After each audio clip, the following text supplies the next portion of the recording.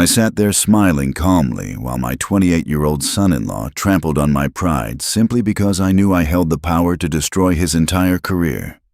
That Thanksgiving dinner was supposed to be perfect until he used me as a punchline to impress his wealthy investors. He thought I was just a pathetic middle-aged woman with a dead-end job. He had absolutely no idea that my next sentence would strip away every single thing he owned. Hello, everyone.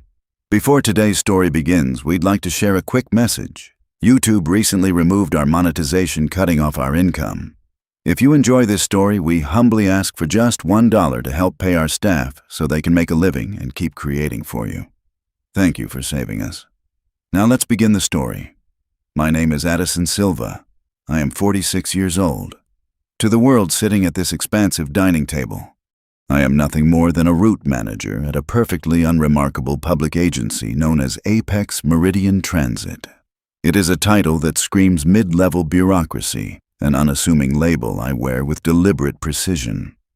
The dining room we sat in was a sprawling masterpiece of modern architecture nestled in the affluent suburbs of Denver, Colorado. Tonight was supposed to be a traditional Thanksgiving dinner, but in reality, it was a thinly veiled victory lap. We were celebrating a massive multi-million-dollar funding round secured by my son-in-law, Marcus. Marcus, at 28 years old, was the recently crowned golden boy of the logistics technology world. He was undeniably brilliant, but that brilliance was entirely overshadowed by a suffocating arrogance. He wore the title of self-made chief executive officer like a king's robe, demanding that everyone in his orbit acknowledge the weight of his invisible crown. He possessed a viciously sharp tongue, one he frequently weaponized under the guise of casual banter, using the people around him as stepping stones to elevate his own stature. Sitting to his right was my daughter Chloe. At 25 years of age, she was a vision of gentle grace draped in a designer dress that seemed to swallow her quiet personality. Chloe was the eternal peacemaker. Throughout the evening, her primary occupation was not eating the gourmet turkey, but smoothing over the jagged edges of her husband's relentless ego, laughing nervously at his jokes and desperately trying to maintain an illusion of familial warmth. The long mahogany table was lined with venture capitalists, tech investors, and sycophantic business partners.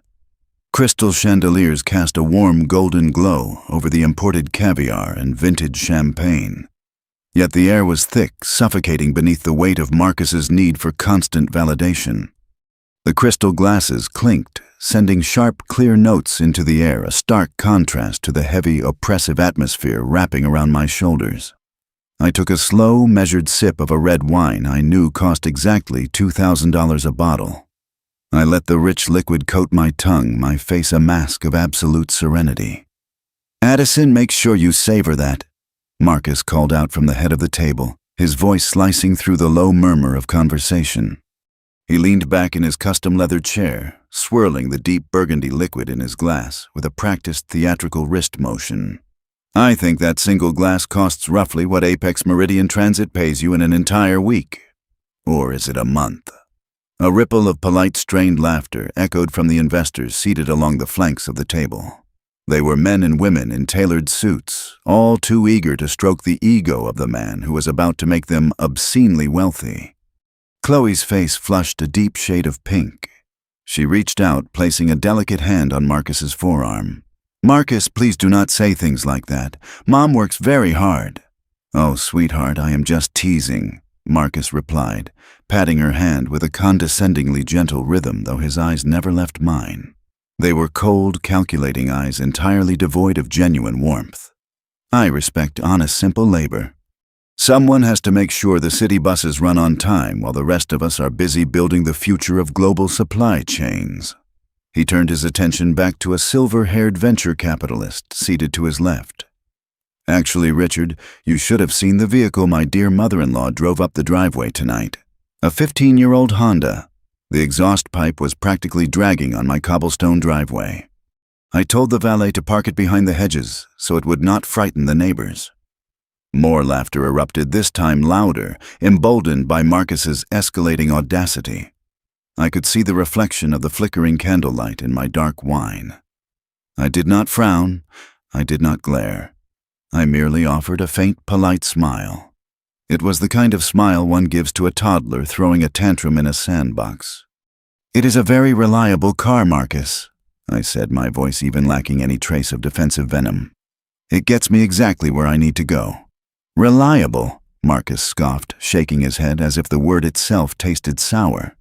"That is the mantra of the working class, is it not? Reliability, safety, never taking a risk. That is exactly why you have been stuck in that same cubicle for the last decade, Addison. You have to disrupt to thrive. You have to break things. Look at me, 28 years old, and I am revolutionizing an industry that has been stagnant for 50 years. He gestured grandly to the opulent dining room around us, taking in the towering floral centerpieces and the abstract artwork that hung on the walls. I built all of this from nothing. Total self-made success. Blood, sweat, and absolute genius. I watched him inhale the intoxicating fumes of his own grandiosity. He truly believed his own fabricated mythology. He conveniently forgot the initial loans, the countless introductions Chloe had begged her influential college friends to make for him, and most importantly, the foundational software architecture he was currently parading as his own immaculate creation. I remained perfectly still, a quiet observer in a room full of noise. My silence was not born of submission, or was it a product of humiliation. It was the silence of a predator studying its prey. Every insult he hurled, every degrading comment he used to puff out his chest for his investors was just another piece of kindling added to a pyre he was building for himself. Throughout the next hour, the lavish Thanksgiving spread was served. Plates of truffled turkey, roasted root vegetables, and intricate pastries were passed around by silent, uniformed staff. Yet Marcus could not let it go. It was as if my calm demeanor was a personal affront to his dominance. He needed me to break. He needed me to snap, to storm out in tears so he could cast himself as the victim of an unstable, jealous relative. "You know, Addison," he began again, slicing into his meat with aggressive precision. "We are expanding our data entry team next quarter. It is an entry-level position, mostly just inputting tracking codes. I could probably pull some strings with human resources, skip the interview process for you. It would easily double your current government salary. Plus, we have free snacks in the break room." Chloe dropped her fork. It hit the fine china with a sharp clatter. "Marcus, stop it right now. That is incredibly disrespectful." "I am offering her a lifeline, Chloe." He shot back his mask of joviality, slipping for a fraction of a second, revealing the ugly, sneering contempt underneath. "I am trying to elevate this family. It is exhausting dragging dead weight to the top." The silence that followed was heavy, uncomfortable. The investors looked down at their plates, suddenly very interested in their food. Even the most sycophantic among them knew he had crossed a line. I reached for my napkin, gently dabbing the corners of my mouth. I felt the satisfying cold weight of absolute certainty settling in my chest.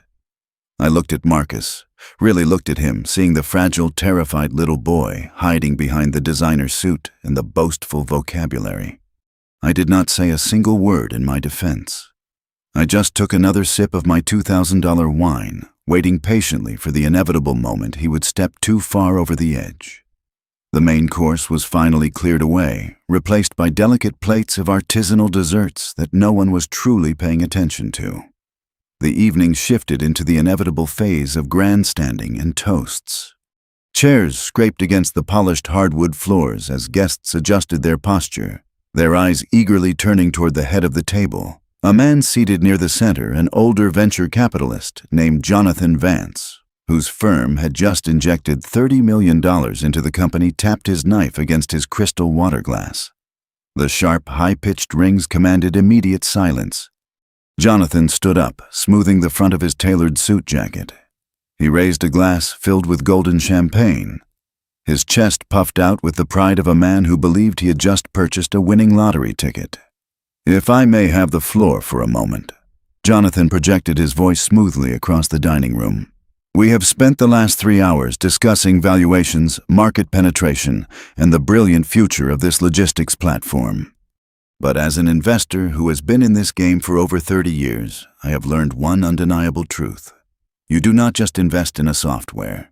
You invest in the man behind the machine. And more importantly, you look at the foundation that built him." Jonathan offered a warm, approving nod toward Chloe, who managed a fragile, trembling smile in return. Then he swept his gaze across the room. Behind every great visionary is a strong foundation. Marcus, you have built an empire from the ground up, but you also married into this community. Tell us, what is the secret sauce?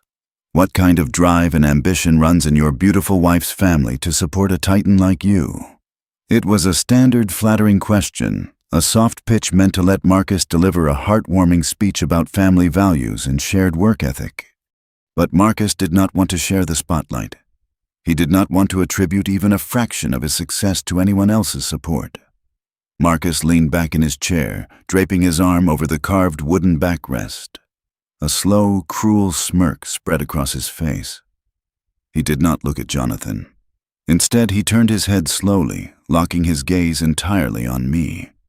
The smirk hardened into a mask of pure condescension. "Oh, Jonathan, that is a fascinating question." Marcus began, his voice amplified in the quiet room, making sure every single guest was hanging on his next word. "But I am afraid you might be disappointed. You see, my wife's family is not exactly a fountain of ambition. In fact, they are a living, breathing testament to the art of settling for mediocrity." He paused, letting the insult hang in the air like a foul odor. The polite smiles on the investors' faces began to freeze. "Take my mother-in-law here." Marcus continued, gesturing vaguely in my direction with a lazy flick of his wrist. "Addison is, fundamentally speaking, a classic loser. I do not say that to be cruel, it is simply an objective fact. She is 46 years old. She pushes papers around at a tedious dead-end desk job for the City Transit Authority. In nearly half a century on this earth, she has never innovated, never taken a risk, and has never created any major value for society whatsoever." For a split second, the room was stunned. But then the intoxicating pull of wealth and power did its ugly work. Two junior partners at the far end of the table chuckled. That nervous sound acted as permission. Suddenly, the dining room erupted into a chorus of sycophantic laughter. They were laughing at me to appease the man they believed held the keys to their future fortunes. Beside him, Chloe looked as though she had been physically struck. Her face turned a violent shade of crimson. Her hands trembled, and she accidentally knocked her silver dessert fork off the table. It hit the floor with a loud metallic clang that was entirely ignored by the laughing crowd. Her eyes filled with hot, humiliated tears as she looked across the table at me, her expression begging for forgiveness. She turned her body toward her husband, grabbing his sleeve, her voice a desperate cracking whisper. "Marcus, stop it. Please. You are humiliating her. You are humiliating me. Just stop talking." Chloe pleaded, her voice shaking with unshed tears. But Marcus was utterly intoxicated by the power trip. The laughter of the billionaires fueled his delusion of invincibility. He yanked his arm out of Chloe's grasp with a dismissive jerk. He leaned forward, resting his elbows on the table, his eyes shining with a predatory thrill as he prepared to deliver what he thought was the final, crushing blow. "Do not be so sensitive, Chloe," Marcus said loudly, ensuring the entire room heard his reprimand. "There is no shame in facing reality. It is fine. She failed, but I won. Now I'm here to carry the dead weight of this whole family on my back. It is just the natural order of the world, Jonathan. The poor always need people like us to survive." The air in the room was instantly sucked out. The laughter died abruptly. Even the most ruthless businessmen at the table suddenly realized Marcus had gone from being playfully arrogant to completely monstrous. The atmosphere turned incredibly suffocating. Guests stared at their plates, totally paralyzed by the sheer cruelty of the statement. Every eye in the room slowly, hesitantly crept toward me. They were waiting for the explosion. They expected the humiliated mother-in-law to break down, to bury her face in her hands, and run weeping into the night. They expected me to scream, to flip the heavy plates, to curse him for his utter lack of human decency. I felt the adrenaline coursing through my veins, hot and electric. But I did not cry. I did not raise my voice. I did not flinch. With absolute terrifying precision, I moved my arm. I lowered my crystal wine glass. The base of the glass made a singular sharp sound as it made contact with the polished wood of the table. I placed it down exactly on the center of the coaster. My hands were perfectly steady. The single sharp ring of my crystal glass connecting with the polished wood was the absolute final sound of the old power dynamic. As my hand gracefully retreated from the stem of the wine glass, I allowed the hunched, submissive posture of the put-upon mother-in-law to completely dissolve. I straightened my spine, pulling my shoulders back. The physical transition was entirely silent, yet every single person sitting at that long table felt the atmospheric shift. The invisible, humiliating weight I had allowed Marcus to place upon my shoulders for the past 3 hours simply evaporated into the thin air. I was no longer the mediocre, middle-aged bureaucrat fetching a modest government paycheck. I was the quiet architect of his entire reality, and the time for observation had ended. The lingering chuckles from the junior partners at the far end of the table withered and died in their throats. The wealthy men in their expensive tailored suits shifted uncomfortably, the premium fabric of their trousers rustling against the custom upholstery of the dining chairs. That nervous rustling soon ceased as well. A heavy, suffocating vacuum descended upon the opulent dining room. It was the kind of absolute, terrifying stillness that immediately precedes a catastrophic weather event. Outside the massive floor-to-ceiling windows, I could hear the sharp, whistling shriek of the Colorado wind violently whipping against the tempered glass. It was a stark, screaming contrast to the absolute paralysis taking hold inside. I lifted my chin and looked directly at Marcus. I did not blink. I offered him a smile, but it was completely stripped of any maternal warmth, forgiveness, or societal politeness. It was a surgical, terrifyingly calm curving of the lips. I aimed my gaze precisely at the most fragile, hollow space hiding behind his aggressive bravado. I looked right through the expensive Italian wool of his suit, right through the rehearsed billionaire swagger, and locked onto the terrified, insecure imposter living underneath it all. I could see the exact, precise fraction of a second when a flicker of primal, animalistic instinct warned him that he had just made a fatal miscalculation. I let him marinate in that sudden, inexplicable fear for 5 agonizingly long seconds. I watched the triumphant, arrogant gleam in his dark eyes waver and fracture. He opened his mouth, perhaps to issue another commanding insult, or to loudly dismiss my silence, but his vocal cords absolutely refused to cooperate. The room was waiting. The venture capitalists, men holding tens of millions of dollars in their investment portfolios, were holding their breath, their eyes darting rapidly and nervously between the two of us. When I finally chose to speak, my voice was not loud. It did not need to be. It was smooth, perfectly modulated, and as cold as absolute zero. I enunciated every single syllable with the merciless precision of a surgical scalpel slicing through soft tissue. "That is a very interesting perspective on success, Marcus," I said, letting the crisp words hang in the freezing air of the dining room. He blinked a short, rapid, stuttering movement of his eyelids. He had been bracing for anger, for hot tears, for an emotional outburst he could easily categorize to his investors as female hysteria. He was entirely, fundamentally unprepared for clinical, weaponized detachment. "It is especially fascinating," I continued, my voice dropping an octave, commanding the physical space completely, "considering that the core algorithmic engine, the proprietary machine learning model you call Project Phi."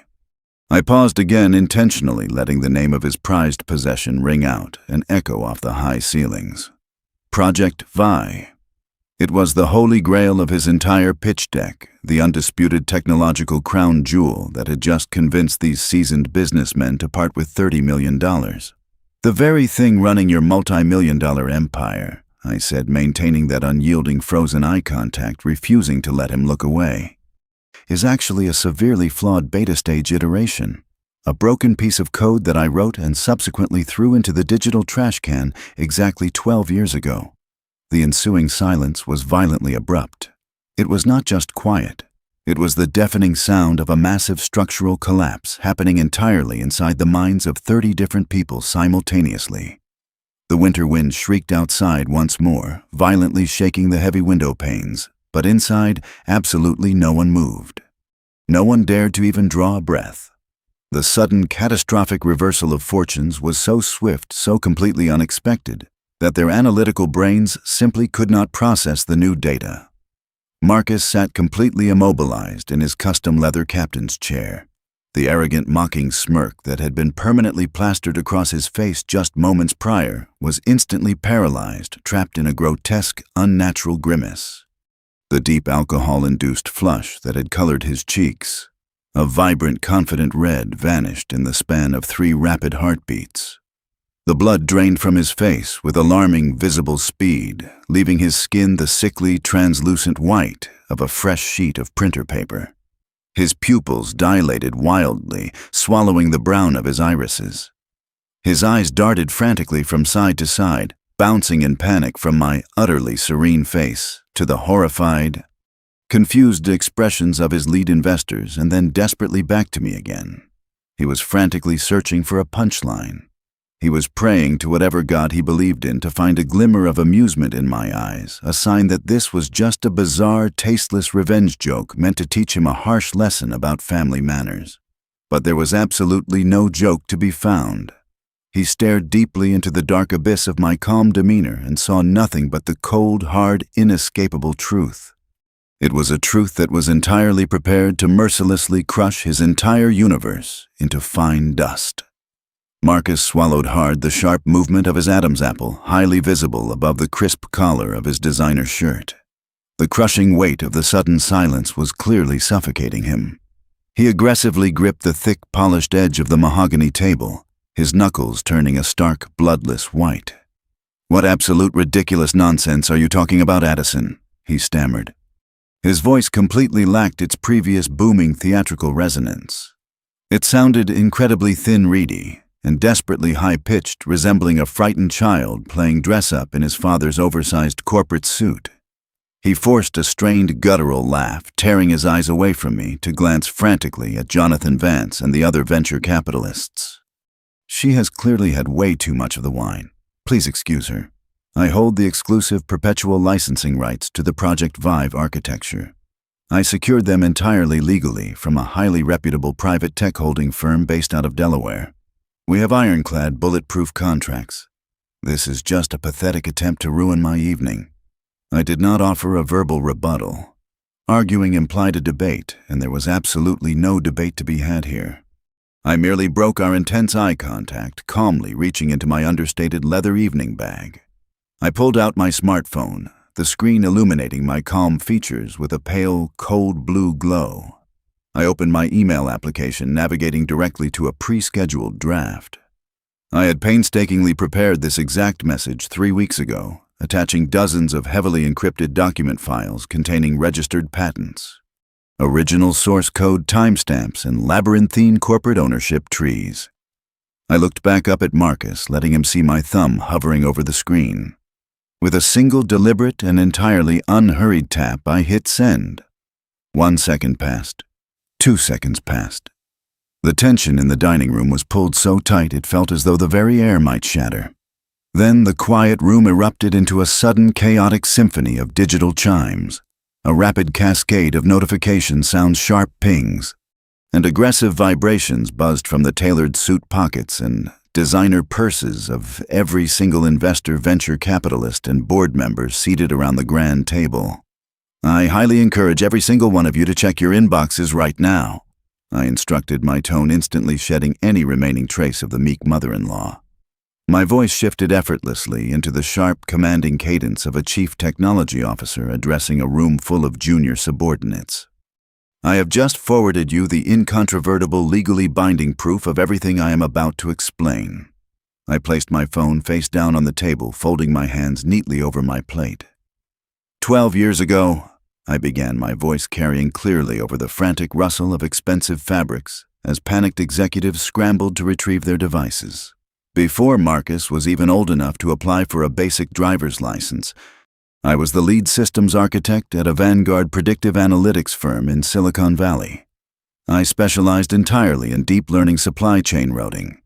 I built an algorithmic model from scratch designed to completely revolutionize how commercial freight moved across highly congested, complex urban grids. It was a genuine masterpiece of machine learning. However, my life took a sudden, catastrophic turn. I paused, glancing briefly at Chloe. She was staring at me, her hands covering her mouth, her eyes wide with absolute staggering shock. The humiliation she felt earlier was entirely replaced by overwhelming disbelief. My husband passed away quite suddenly. I continued holding Chloe's gaze for a fleeting moment to offer a silent apology for the painful memory before turning my absolute focus back to the room. I was left completely alone to raise a young teenage daughter. The brutal 80-hour work weeks and the cutthroat nature of the tech industry were simply no longer sustainable for my family. I needed strict boundaries. I needed to be a present mother. So I walked away. I quietly orchestrated the sale of my startup to a larger conglomerate. But I am not a foolish woman, Marcus. I knew the immense world-changing intrinsic value of the predictive routing engine I had coded. Therefore, before the sale finalized, I strategically carved out the foundational intellectual property rights. I retained full, undisputed ownership of the core code under a deeply layered, anonymous corporate entity.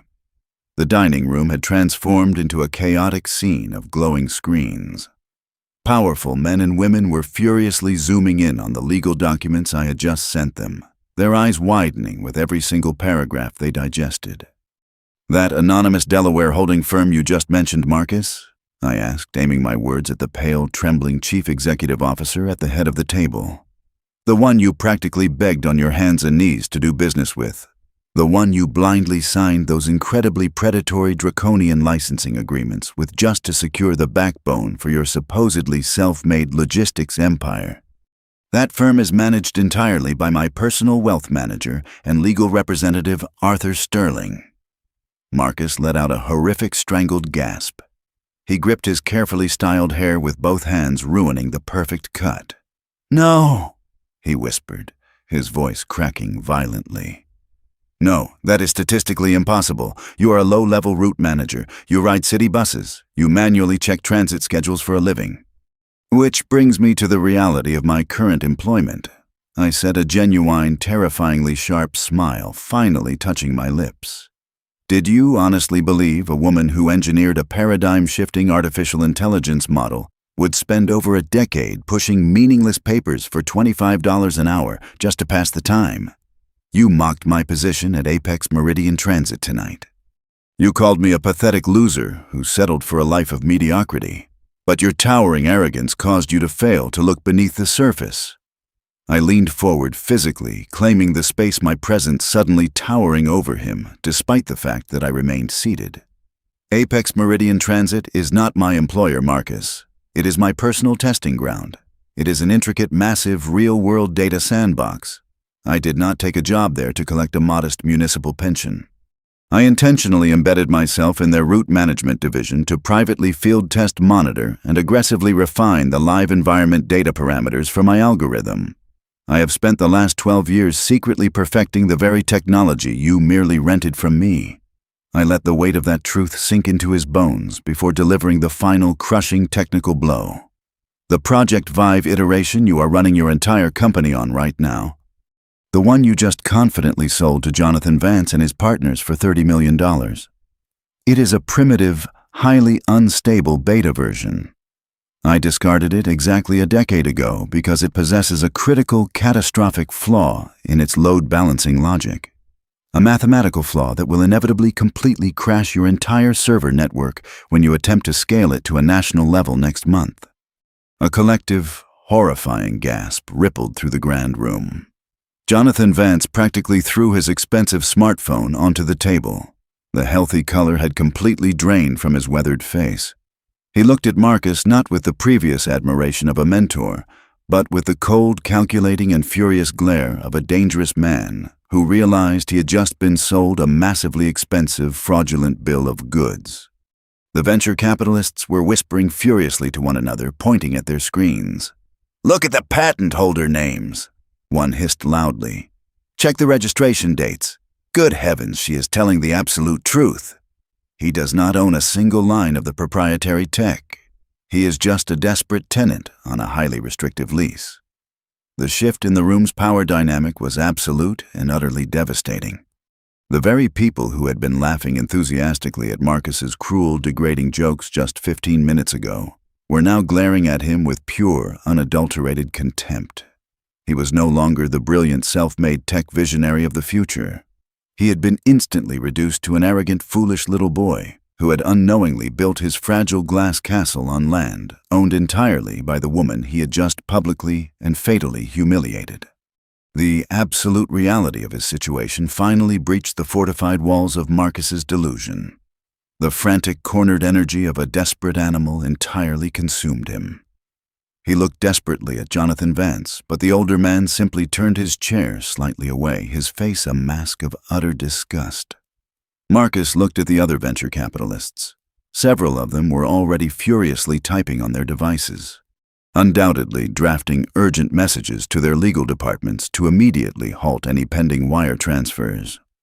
He was completely surrounded by enemies he had invited into his own home. Stripped of his wealthy audience, stripped of his stolen intellectual property, and entirely stripped of his unearned pride, he was left with absolutely nothing but raw panic. His breathing became shallow and erratic. Sweat beaded on his forehead, ruining his perfectly styled hair. Having exhausted every professional avenue of escape, he instinctively turned toward the one person he had spent years meticulously conditioning to always absorb his collateral damage and clean up his messes. He turned to his wife. "Chloe!" Marcus choked out. His voice was a pathetic wet wheeze. He extended a trembling hand across the wide expanse of the mahogany table, his fingers desperately grasping at the empty air between them. "Chloe, please. You have to talk to her. This is completely insane. We are a family. Tell your mother to stop this right now. She cannot do this to us, to our future. Tell her to take the email back."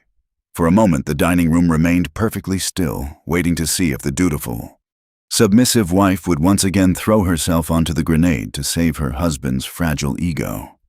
Chloe did not reach back. She did not offer him a reassuring smile. Instead, she slowly pushed her heavy dining chair back. The legs scraped loudly against the hardwood floor, a harsh sound that echoed like a final judgment in the quiet room. She stood up. The expensive designer gown she wore suddenly looked less like a symbol of his wealth and more like a uniform she was actively shedding. She did not walk toward him. With calm, deliberate steps, Chloe walked around the perimeter of the grand table and stopped directly behind my chair. She placed both of her hands firmly on my shoulders. The physical gesture of solidarity was undeniable and profoundly powerful. "I cannot do that, Marcus," Chloe said. Her voice was a revelation. It was entirely devoid of the nervous flutter and the apologetic softness she had employed for the last 3 years. It was clear, resonant, and remarkably steady. Marcus stared at her, his jaw dropping in genuine, uncomprehending shock. "What do you mean you cannot? She is your mother. She is actively destroying everything I have built." "Everything you rented, Marcus," Chloe corrected him, her tone completely devoid of pity. "And she is not destroying it. You did this to yourself. In fact, you should know something. My mother wanted to give you the algorithm. When you first started looking for a foundational software architecture, she came to me in private. She wanted to gift you the code free of charge as a wedding present to help you launch your dream." A collective murmur of shock rippled through the remaining investors. "But I explicitly told her not to." Chloe continued, her grip on my shoulders tightening slightly. "I begged her to hide her identity and make you lease it through a corporate proxy. I knew exactly who you were, Marcus. I knew your crippling vanity. If my mother had given you that code, you would have either taken absolute credit for it and erased her contribution entirely, or your fragile pride would have been so deeply bruised by accepting a handout from a woman you considered beneath you that you would have sabotaged the entire project. You only respect people you fear. I knew you would never respect her if you knew she was your benefactor. And tonight, you proved me absolutely right." The betrayal on Marcus's face was total. The wife he thought he owned had just delivered a psychological strike as devastating as the legal trap I had sprung. He slumped back in his chair, his posture collapsing inward.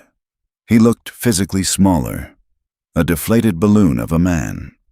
"Chloe is entirely correct," I interjected seamlessly, taking control of the narrative once more. And because of your insatiable need to constantly project dominance, you made a fatal error. You were so eager to sign the licensing agreement and secure the venture capital funding that you clearly instructed your legal team to aggressively expedite the contract review process.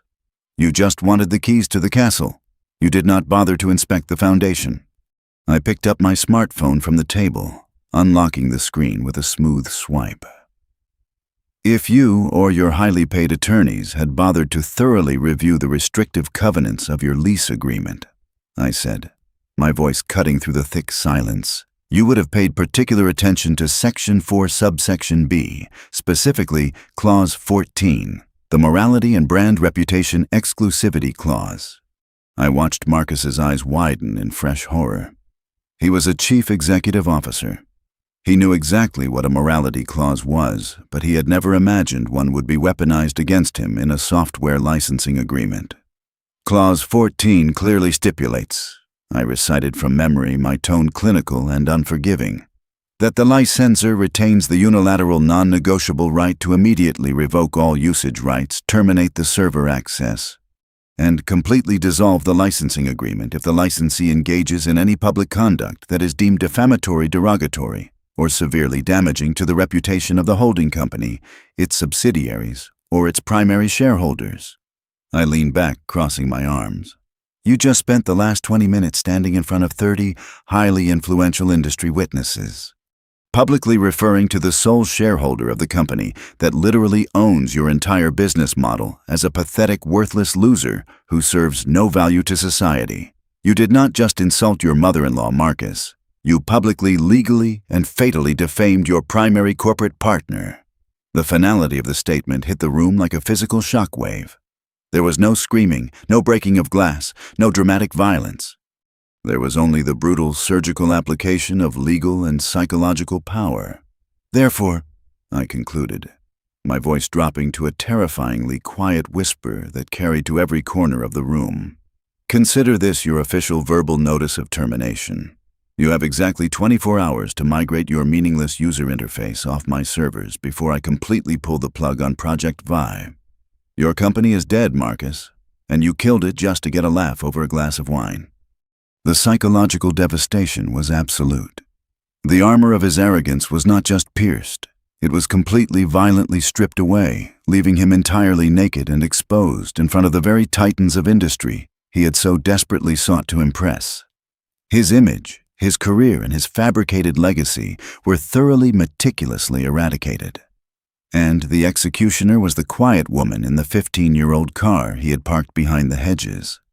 The grand dining room emptied with a startling, brutal efficiency.